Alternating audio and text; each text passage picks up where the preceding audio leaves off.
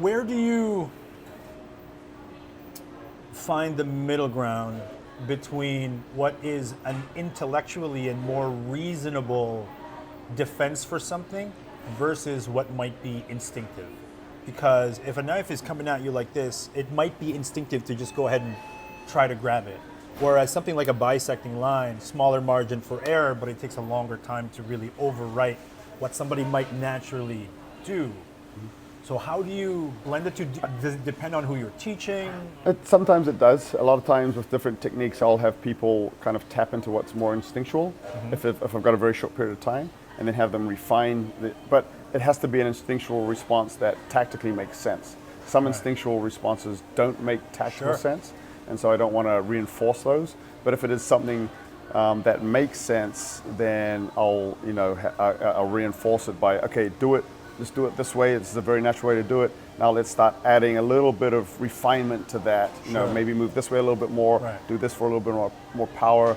But like I said, some things you have to untrain what your natural instinct might be, right? If all these things were completely natural, we wouldn't need these fighting arts that we train. So some things have to be retrained, and other things can just be tapped into and reinforced.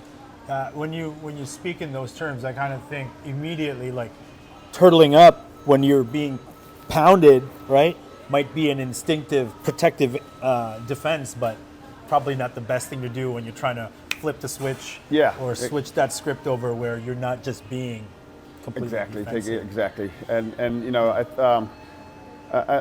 there's one, to that point, there's one way of articulating that one instructor that I've seen articulates it well, which an instructor a lot of people have heard of, named Tony Blauer, right? You know Tony. Yeah. And he articulates some instinctive flinch, he calls it, to more tactical, trained movements. And the part of that I think there's a lot of makes a lot of sense is, there's something that we teach in TRICOM that we call zero pressure, right? Which is forward aggressive movement to control someone's arm. I can't control their arm by moving back. I can only control it by moving forward. And so a lot of times instinctively I'm moving away from that dangerous thing that I'm seeing, that knife, but that actually puts me in a more vulnerable position, not just with what my hands is happening to my arms potentially, but balance-wise, right? So if I'm moving forward, I can not only control them better, I have better balance, and I've got a better chance of escape, of surviving that situation. So sometimes the instinct to move away from danger needs to be overcome with the understanding that moving forward is going to help me survive more.